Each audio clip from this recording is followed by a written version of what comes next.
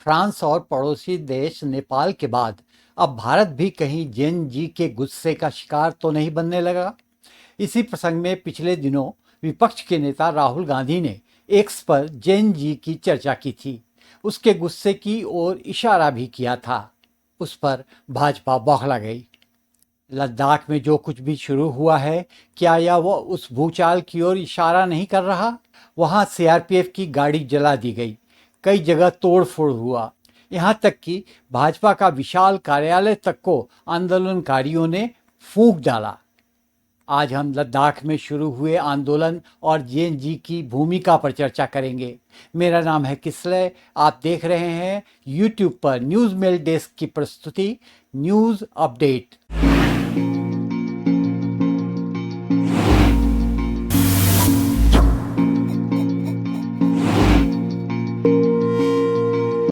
Generation जी यानी जेन जी आजकल सबसे ज़्यादा चर्चा में रहने वाला शब्द बनता जा रहा है। इसका इस्तेमाल उन युवाओं के लिए किया जाता है जिनका जन्म 1997 से 2012 के बीच में हुआ। जैसे भारतीय समाज में पीढ़ियों की पहचान परदादा, दादा, पिता और बेटे के क्रम में की जाती है, वैसे ही पश्चिमी देशों में हर पीढ़ी को एक विशिष्ट नाम दिया गया है। जेन जी मौजूदा समय की सबसे युवा पीढ़ी मानी जाती है, जो पूरी तरह डिजिटल परिवेश में विकसित हुई है। इंटरनेट, स्मार्टफोन, सोशल मीडिया इनके रोजमर्रा के जीवन का हिस्सा रहे हैं। इसी कारण इन्हें डिजिटल नेटिव्स भी कहा जाता है। तकनीकी निपुणता, सामाजिक समझ और वैश्विक विषयों को लेकर इनकी संवेदनशीलता इस पीढ़ी की खास पहचान मानी जाती है। राहुल गांधी ने एक्स पर युवाओं और खासकर जनरेशन जी से लोकतंत्र बचाने और वोट चोरी के मामले को रोकने की अपील की, जिस पर सियासत गर्मा गई है। भाजपा नेताओं ने इस बयान को अराजकता फैलाने की कोशिश बताया, जबकि राहुल गांधी का कहना है कि युवा देश के संविधान की रक्षा के लिए आगे आएंगे और वह उनके साथ खड़े रहेंगे। वोट चोरी के मुद्दे पर वह पहले ही प्रेस कॉन्फ्रेंस कर भाजपा पर पूरे सिस्टम को हाईजैक करने के आरोप लगा चुके हैं, जिससे भाजपा के भीतर बेचैनी साफ दिख रही है।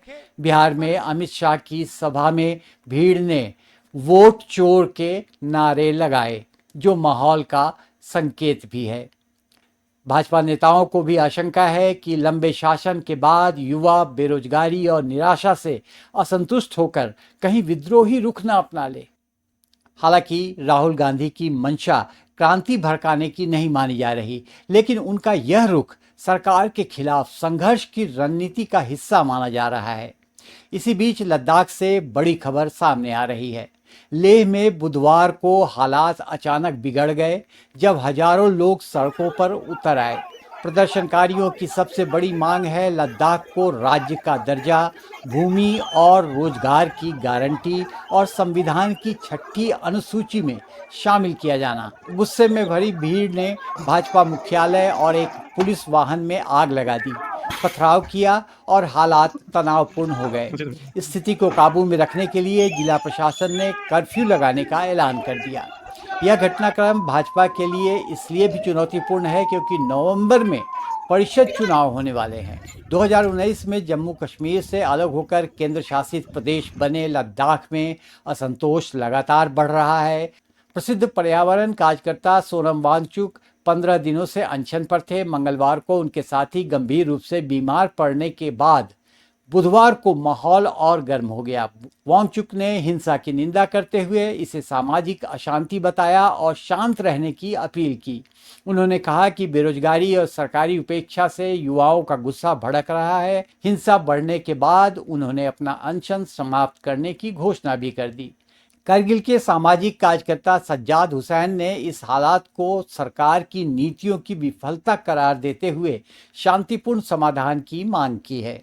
वहीं प्रशासन ने हालात देखते हुए लद्दाख महोत्सव और उपराज्यपाल की प्रस्तावित यात्रा फिलहाल टाल दी है।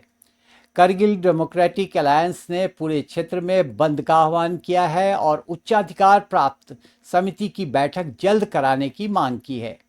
लद्दाख, जो अपनी शांति और खूबसूरती के लिए माना जाता रहा है, अब असंतोष की आग में सुलग रहा है।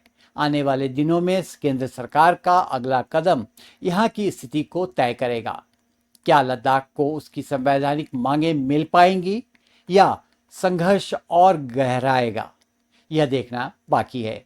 यही नहीं, जेएनजी ने जो शुरुआत लद्दाख से की है उसका असर क्या पूरे देश पर धीरे धीरे ही सही पड़ सकता है?